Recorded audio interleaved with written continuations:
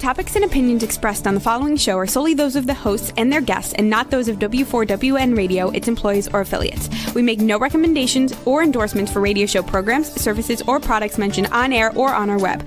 No liability, explicit or implied, shall be extended to W4WN Radio, its employees, or affiliates. Any questions or comments should be directed to those show hosts. Thank you for choosing W4WN Radio. This is Beyond Confidence with your host, Divya Parekh. Do you want to live a more fulfilling life?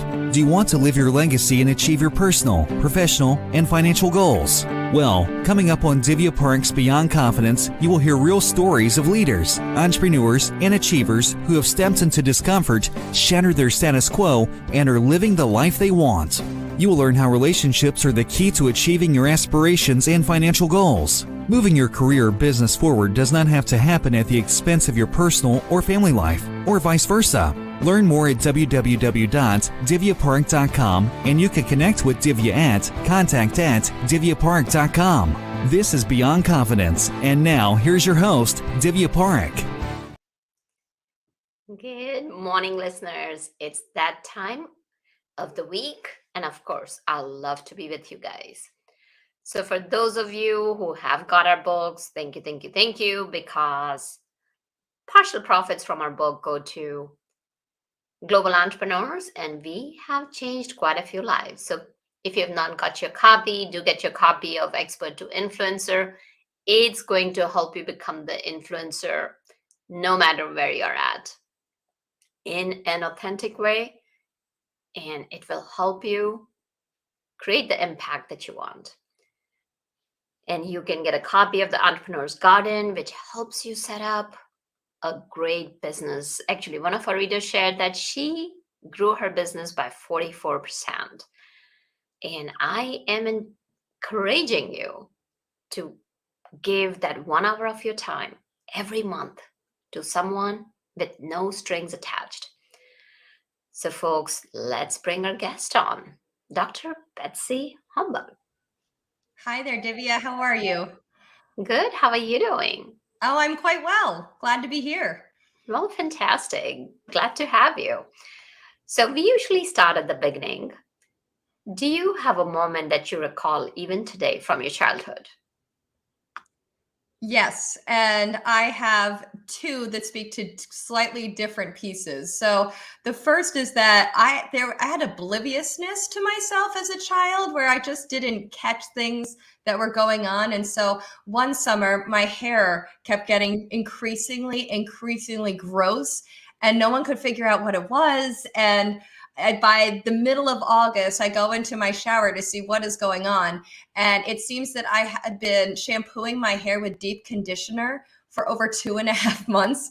And so I had not washed my hair in that long, and I didn't care. So I was kind of one of those kids. But for a more defining moment, I think there was one day when a friend of mine and I had a weird interaction, and I thought it was something that I had done, and I was talking about it. And my mom said to me, she goes, you have no idea what's going on in her life. She could have gotten a bad grade on a test. She could have had a fight with another friend. She's like, do not assume it's you. Often when people are upset, it's something that's going on with them. And that just shifted everything for me. That blew my mind. This idea that, when someone is acting off or we have a bad interaction, that's the time to actually say, hey, what's going on? How are you doing? And not the time to take it personally.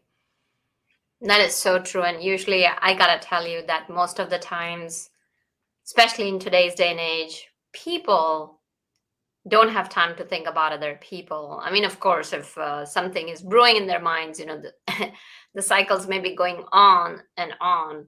But that said, it is because something that's going on. So what a powerful lesson that your mom shared with you, and what an insight. And I'm sure that stayed with you for the rest of your life.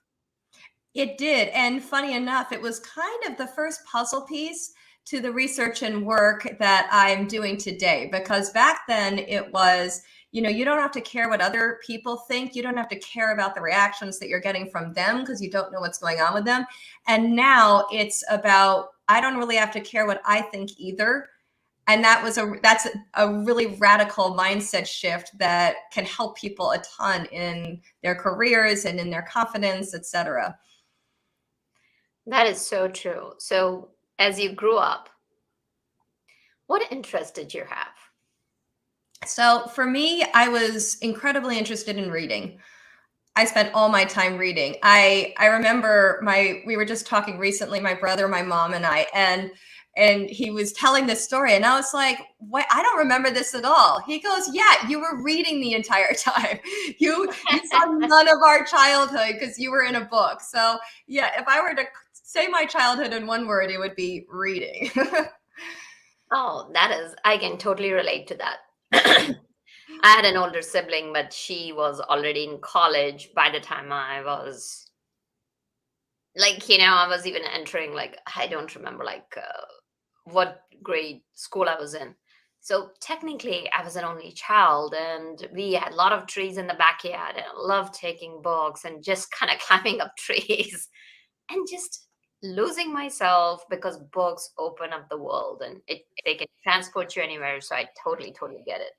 Exactly. And as you continued, which direction did your life take you in? Sure. So then I went to undergraduate. I went to Duke and I started doing an economics degree because I thought that's what would be practical. And I was completely miserable. I didn't enjoy the content. I didn't enjoy the classes.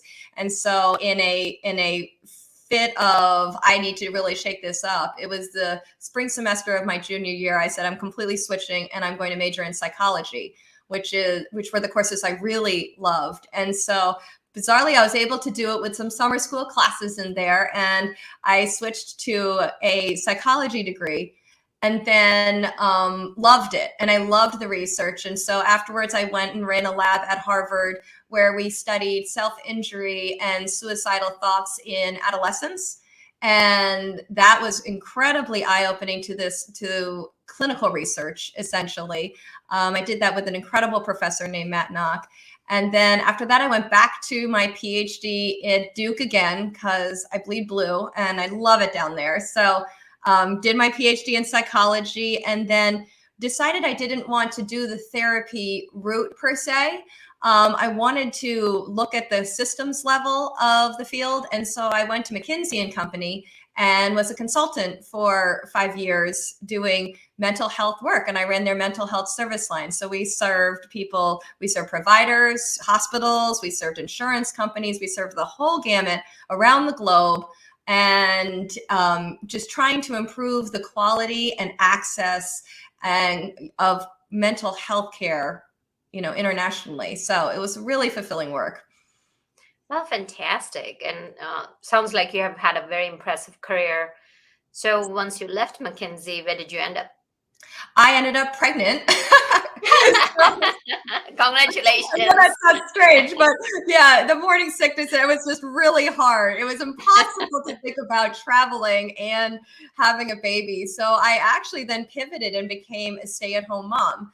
And part of the reason, it was almost, I think I knew too much about how important early development is.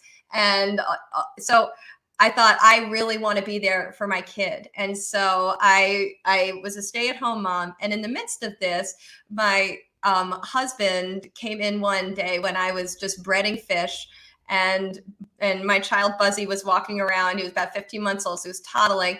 And he goes, I can't do this anymore. This is over. And it's so funny because I read in books, because that's all I used to do, was that people, they always use that term, people fell to the ground. And I thought that was just some literary thing to make it more dramatic.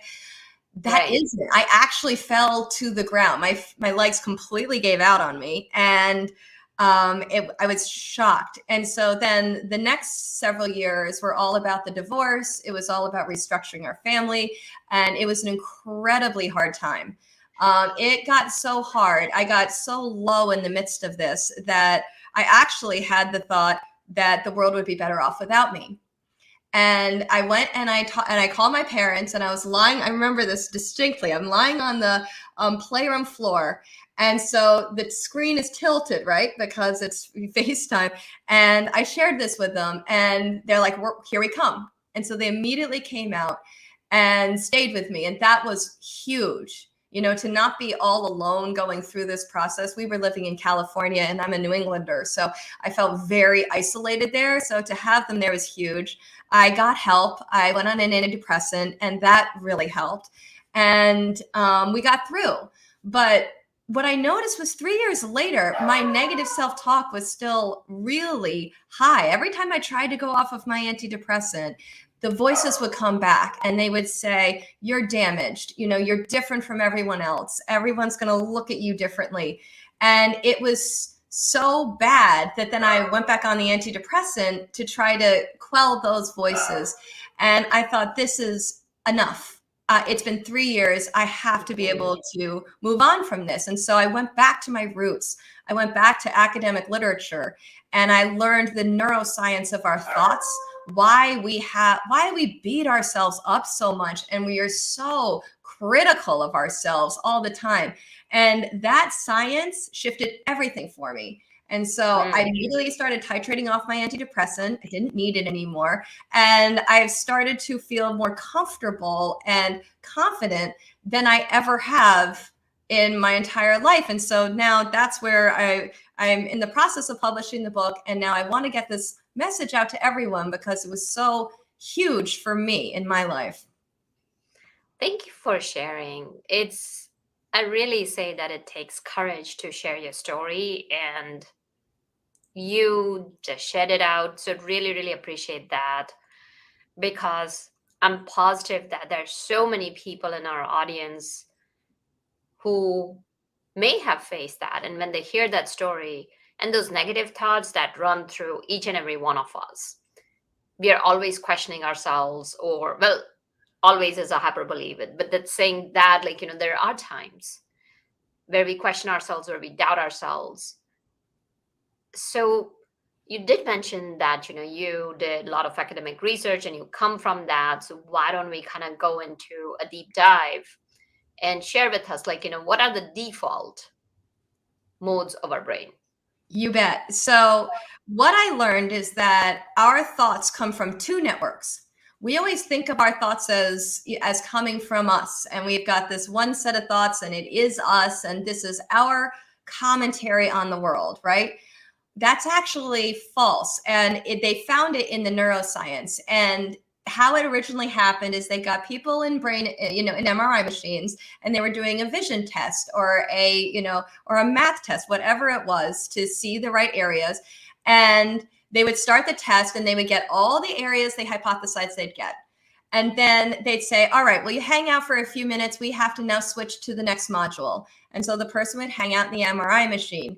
And what these scientists noticed is that every time the people were just hanging out, the same areas activated.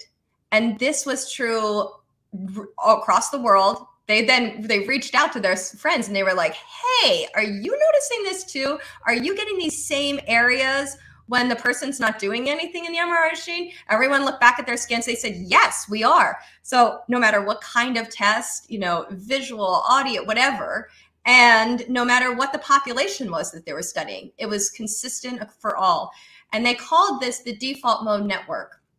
Now, we've had a lot of research done on this, and I call this default mode network our tribal brain, because what they've discovered is that this network, these thoughts, harken back to when we were cavemen, and they served an evolutionary value. They helped us learn how to form and live in clans.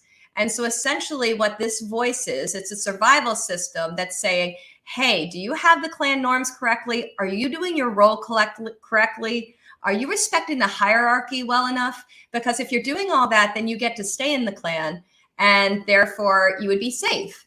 And if you somehow stepped out of line and got kicked out of the clan, that really spelled danger. No one can survive in the wilderness by themselves, right? So This voice, it's automatic. It pops up for all of us. And that was aha number one for me. We don't create these thoughts. So think of it like your stress system. If you're in a big presentation and then you just feel the stress happening in your body, you're like, oh my gosh, I'm stressed. It's that, you don't choose to be stressed. Your body just naturally does it. Well, that's exactly the same with these thoughts. Your body is naturally producing these thoughts to try to keep you safe.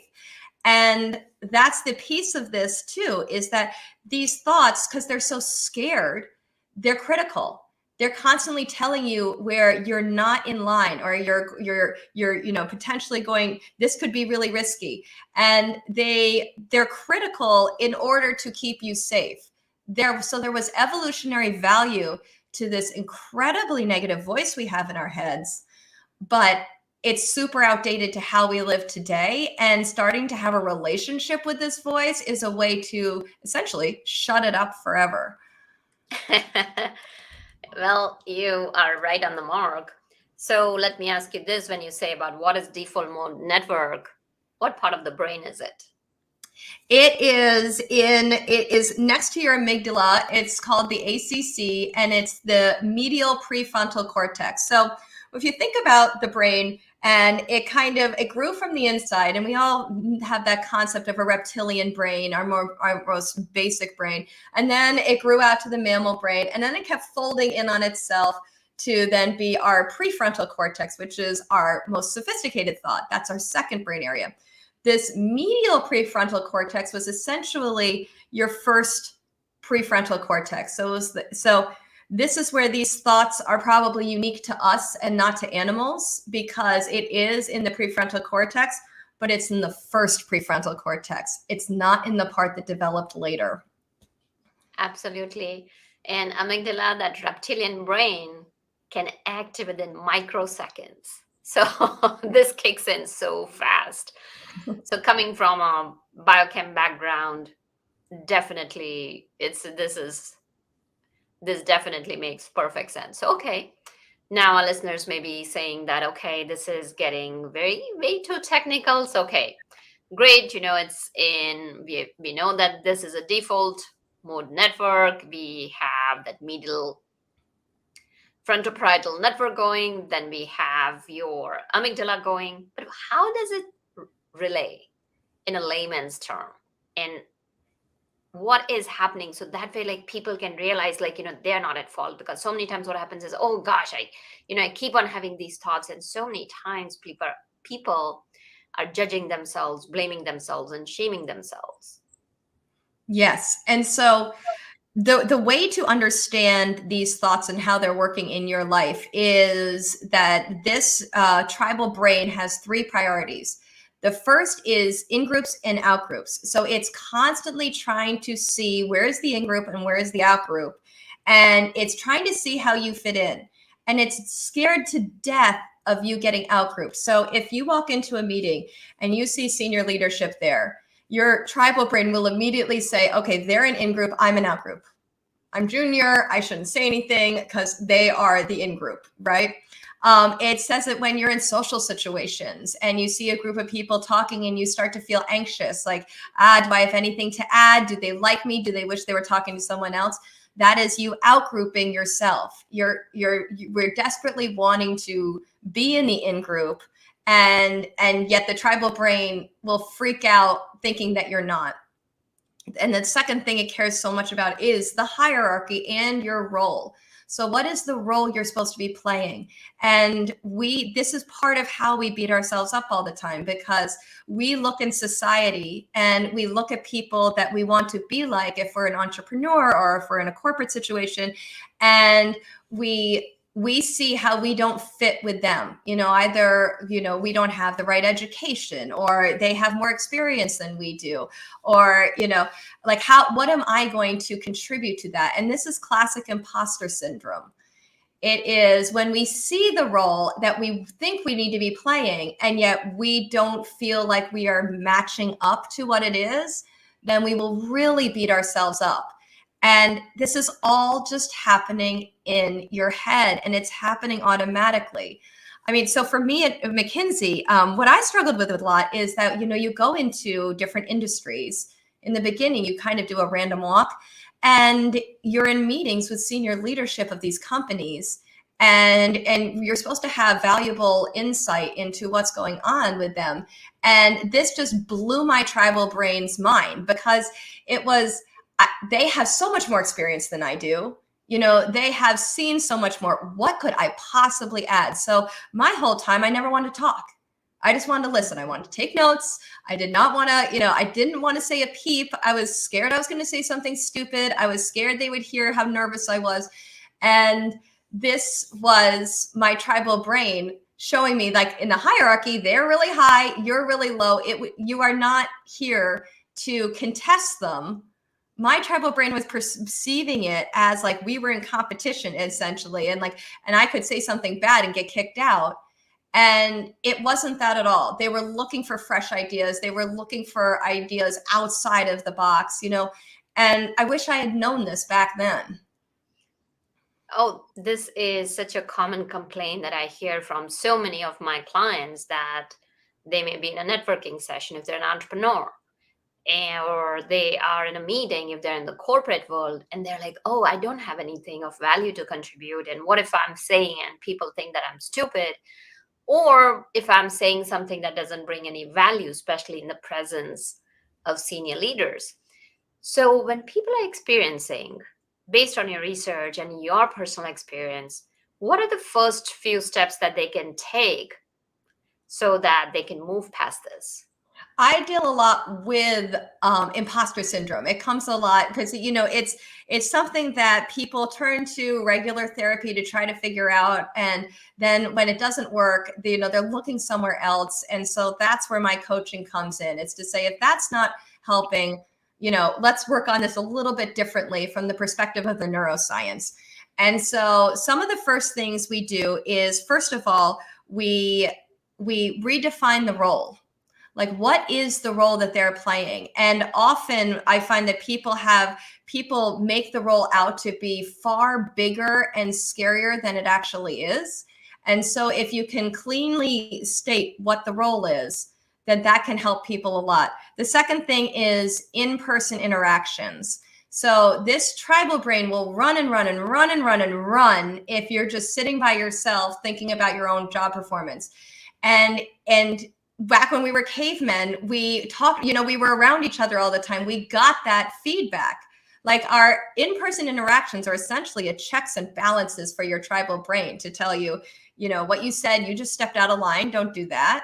It can bring you down, you know, it can show you what the norms are and how to be more polite, but it can also say, you're beating yourself up and stop. You're a really helpful piece of this puzzle. So I had one gal who was super scared of senior leadership, and she was scared that she was stepping on their toes, you know, and yet the feedback she constantly got was, you need to assert yourself more. You need to take more of a leadership position. And she said, yes, but that's their job, you know, and I don't want to make them feel that I'm competing for their job. I want to do my role really well and support them.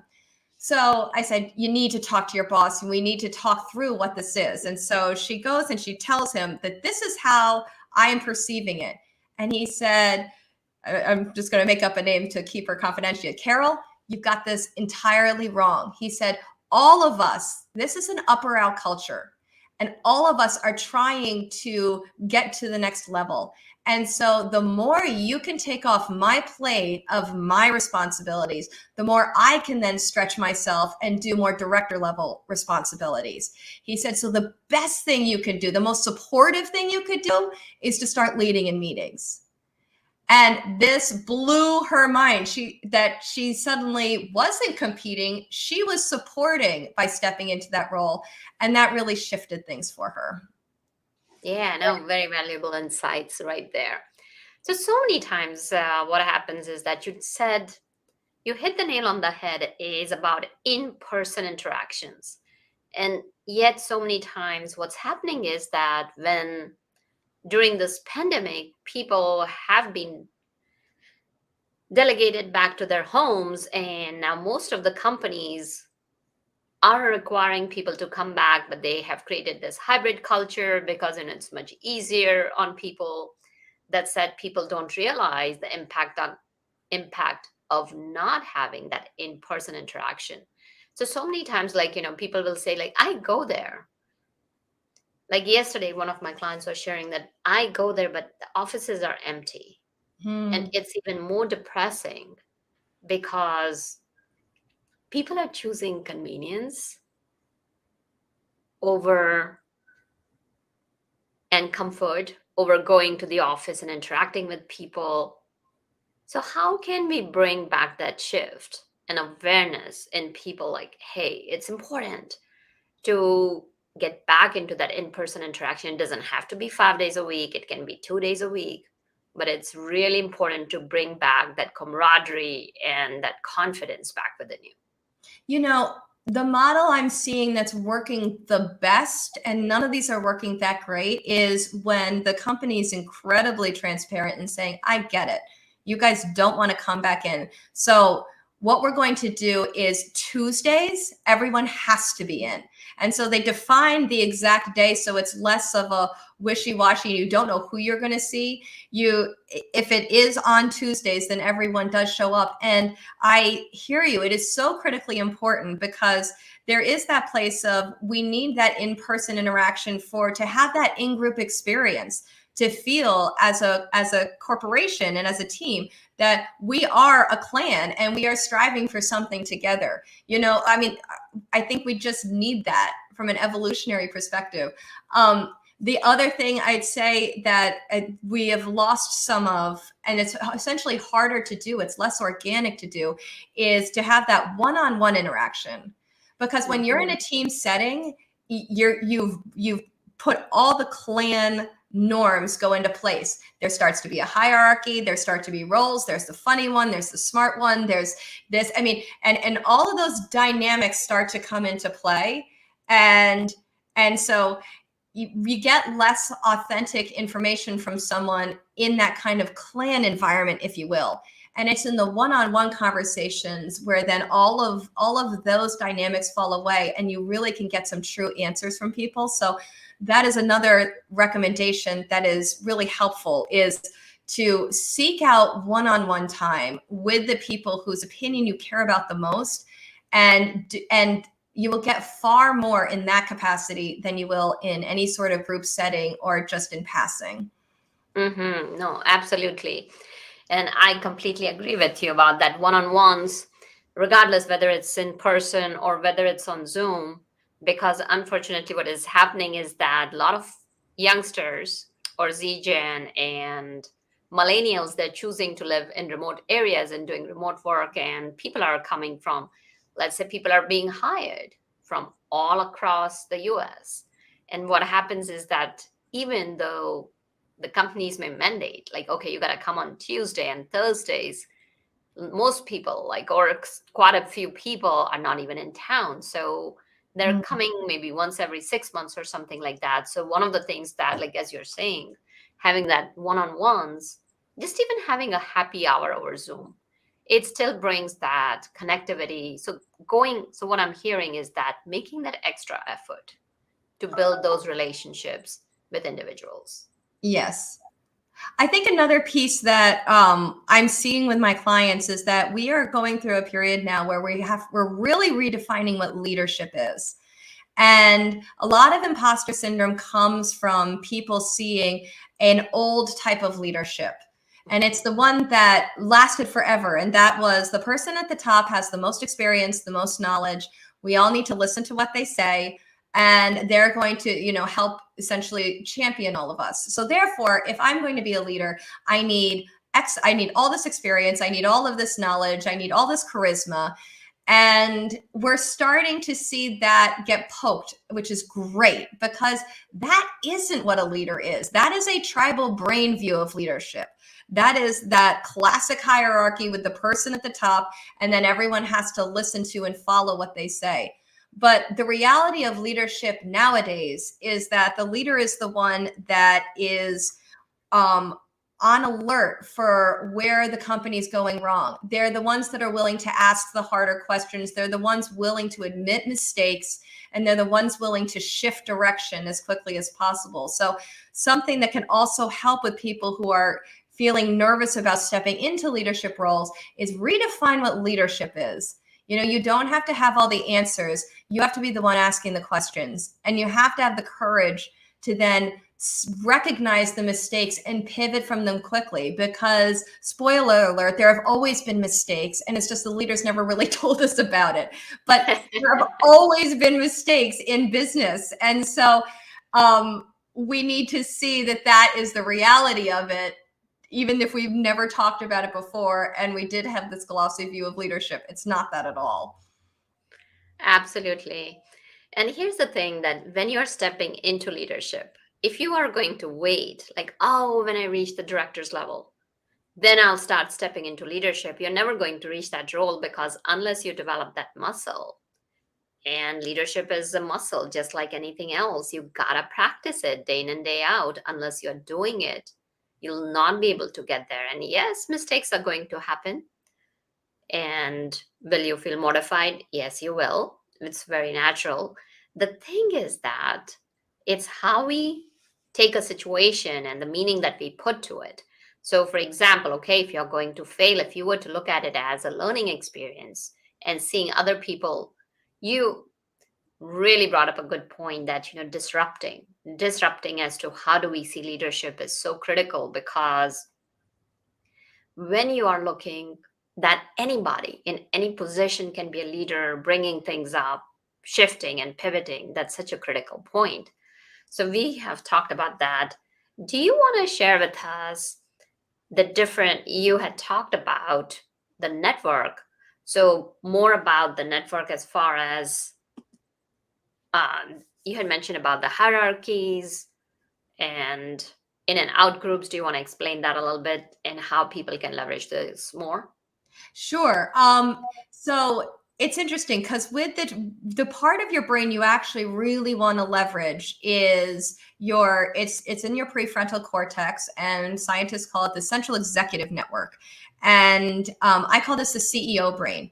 So when we focus on something, and I mean anything, you could be focusing on the color of the sky right now, it activates your central executive network.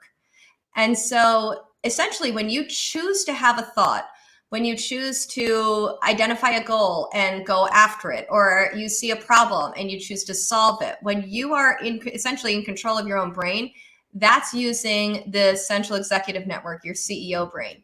So we have these two pieces. Either our brain is controlling us or we're controlling it. And so it's to recognize, when is my brain controlling me? And now it's time for me to take back control of my brain. It's time okay, so here is how I first started thinking about it that really helped. I thought, I am the CEO of myself, and I have some kick-ass employees. My eyes are amazing. I love them. I get to see everything, love my ears. That's awesome. Like, it's great to be able to hear sound. But I have this employee that sits in my office all day, and it whines about the fact that it never gets enough credit, and it whines about office politics and dynamics, and it is talking and talking, and I can't get anything done. So it is up to me to say, go back to your cubicle and go back to doing what whatever you were meant to do, and then shutting the door and getting some peace. The tribal brain is like the Real Housewives of me. It will just go and go and go. And so the shift to make is to say, I don't want to listen to this anymore, and I want to focus my attention on something else. And it can be your breath. It can be your work presentation. It could be on the people in front of you, and really listening to what they're saying and being present with them. But just focus on something else, and you will start to feel all of that negative criticalness start to go away. Powerful. So what I'm hearing is that how we can leverage the knowledge is that be aware. Okay, this is the tribal brain. I know it exists. It's not that I'm at fault. Understanding that, bring that awareness so that it acts as the fuel to help you shift the focus from what's happening to what could be happening, and bringing yourself back in control. And what a novel way of putting your brain, like, okay, this is an employee who is being completely unproductive. A beautiful way of putting it and shifting the focus. And this again kind of brings us back. I'm a fan of mindfulness and being a lifelong meditation practitioner. that when we shift the focus, we are activating our executive or CEO brain, and then that brings the control back to us. So That's this a is really cool piece of literature, actually, because as a meditation fan, you're going to love this. So what they found in brain imaging scans is that typically our brain runs as tribal brain, tribal brain, tribal brain, a little bit of CEO brain when you decide to do something, and then you just go back to listening to your tribal brain.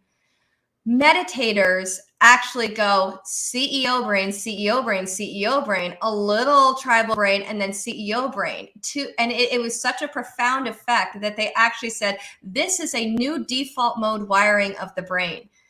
So this is to say, the more we step out of that tribal brain, whether it's through meditation or whether it's just paying attention and being conscious of where we're focusing, that is shifting the brain to a place where then you will be able to do that everywhere. And it's such a happier place. It's a more peaceful place, and it's a more productive place to live.